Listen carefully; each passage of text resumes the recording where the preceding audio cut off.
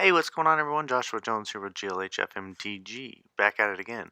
Before we get started, please hit the subscribe button if you haven't already. Give this video a thumbs up if you like it. Share it with your friends. Comment down below and hit the bell so you know when we're doing all of our upcoming videos. So, today we're doing Zero Rare Guilds of Ravnica Standard for under $10, and we're going to be talking about Red Black Pirates today.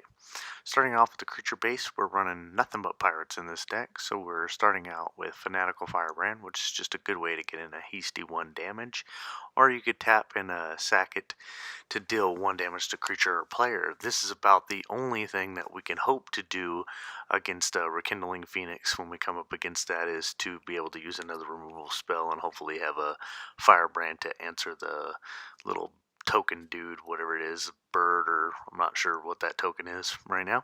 Anyways, and then we're running 4 Daring Buccaneer. It's a 2/2, but you have to reveal a pirate from your hand, otherwise you have to pay 3 for it, which is not a great rate.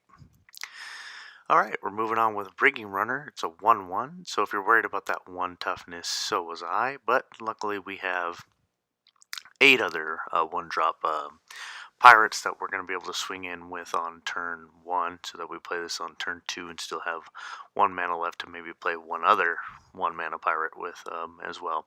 We're also running 4 of Dire Fleet Captain, which gets larger for each other attacking vampire that you're attacking with. So there we go.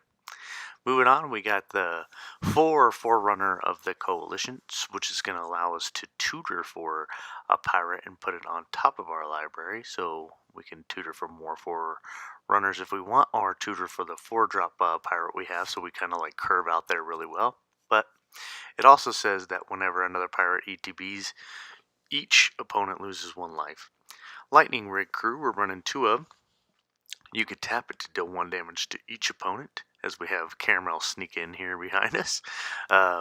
So it's a 0/5, so it's a good blocker, even though it's not going to be doing any damage, just preventing you from taking damage, and also you're going to be tapping it to just kind of ping, ping, ping in there. So, alright, moving on. Our last of the pirates is 4 of Dire Fleet Neckbreaker. A lot of Dire Fleet stuff going on in this deck, but you'll see here that this allows all of your attacking pirates to get +2/+0, and it's on a 3/2 body, so we're not really worried about the getting pinged for 1 on the toughness, because we beat that out with mainly having 2 toughness, but Deafening Clarion is a hoser against this deck. Moving on to the not pirates, we're going to play 4 of March of the Drowned, which is going to allow us to get 2 pirates back from our graveyard to our hand, so just to kind of keep playing them there, because I'm sure they're going to be swinging in and dying a lot, and you can pick them back up and play them again. So this 1 card is going to allow us to get 2 cards back every time, because all of our creatures are pirates. Then we're running 2 of Buccaneer's Bravado, just as a little combat trick, so you could choose target creature to get +1/+1 on first strike, or pirate to get +1/+1 on double strike. Like I said, all of our creatures are pirates, so you're always going to be choosing that second ability and, kind of sneak in there. Then we're running a 4 Price of Fame, which is just going to give us a hard destroy target creature answer against other pesky creatures running around out there, and let us get in to hopefully, win the game in combat. It's also going to allow us to surveil too, which keeps us out of those land pockets. It keeps us into drawing our spells and playing good things.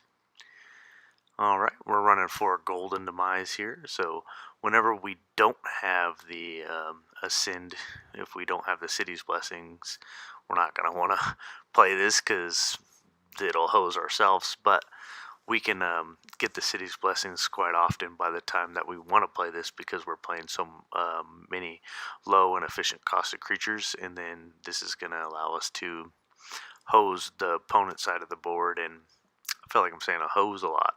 Anyways, yeah, we'll just get rid of their side of the board and get in there. So, yeah, Golden Demise, especially on a $10 budget. For the mana base, we're running 4 Cinder Barons, just to get that red-black tappies in there. Tap lands aren't the way you want to go, because we are running so many 1-drops, but we do need the fixing because we're 2 colors. Yep. Then we're running 9 Mountains and 7 Swamps. There's your land base. So let's talk about sideboarding. Whenever we play against the control matchup for the sideboard, we're going to go ahead and take out 4 Golden Demise and 2 Price of Fames and bring in the 3 Duress that we have in the sideboard. Also 2 Eldest Reborns. And then because we're going up to the 5 mana spell on the Eldest Reborns, I want to bring in 1 Swamp as well just to make sure that we hit that because we're only running 20 lands in the main. Same thing with the sideboard here, but 3 Murders, and we're taking out 2 March of the Drowns and 4 Golden Demise to bring in 2 Eldest Reborns to swamp in. The Murders there just a little bit better against the mid-range matchup when we're sideboarding against that over Golden Demise because our guys are going to be a little bit too tough for Golden Demise to work out. And then with March of the Drown, we're not going to need just to get 2 cards back to our hand when we can have them sack something and then get them to discard a card, so it ends up being about the same. But I like the Eldest Reborn over March against mid-range matchups. Eldest Reborn's really good against both control and mid-rangey, so I don't know. I like it. There's a chance that we should just be running it in the main, but put 2 in the side. I don't think I wanted to do more lands, and I kind of spent a couple hours on this deck trying to work it out, and I like the way that the main ended up and with the 2 eldest in the sideboard there.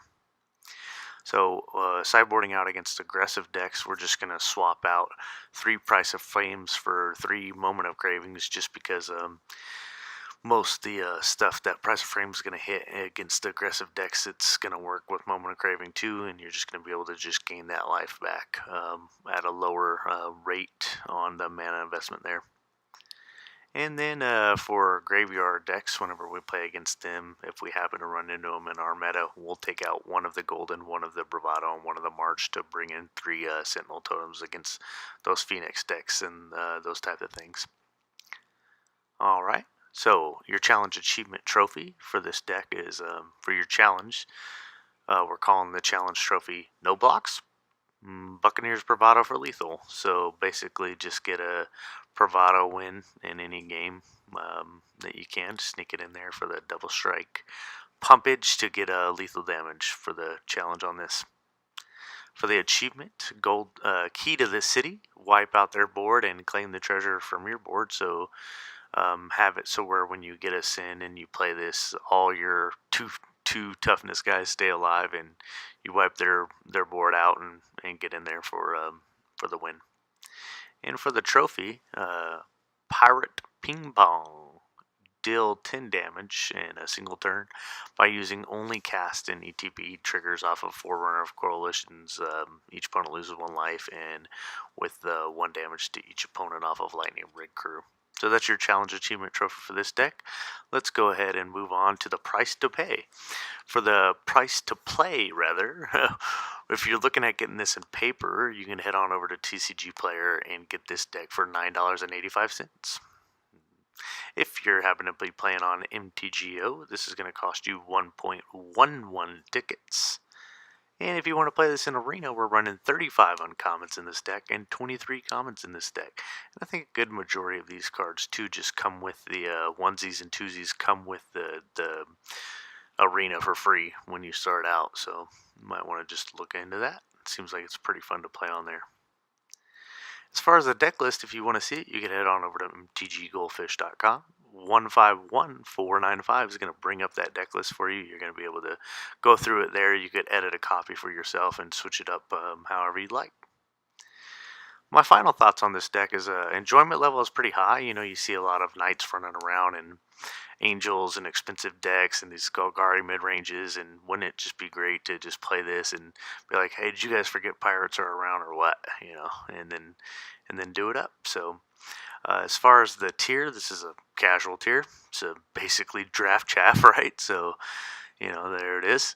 And I think if you got a 5-0 at FNM with this deck, you would have mad respect for me. It'd be difficult to do getting a 5-0, but if you want to challenge, you know, pick this deck up. It's pretty affordable, and see if you can get 5-0 your FNM with it. That'd be cool. Playability, difficulty level-wise, I'd say this is a low. So anybody that's looking to get into FNM and doesn't want to invest a lot of money up front, but you still want something to do with your buddies down at the shop, you know, on a Friday night, pick this deck up. It's, just play it out and try to have some fun with it. All right, so coming up, this is a $10 version. So what I'm going to do is I'm going to go ahead and go 6 rare Guilds of Ravnica standard for under $20. Same theme, red, black pirates, and I'll have that out to you here, within a week. I want to try to get you the $10 version, which we just did, a $20 version, and then a $200 version of red, black pirates for Guilds of Ravnica standard. So next up is going to be the $20 version. Hey, we'll see what it is. Pirates are still around. Let's have some fun with it.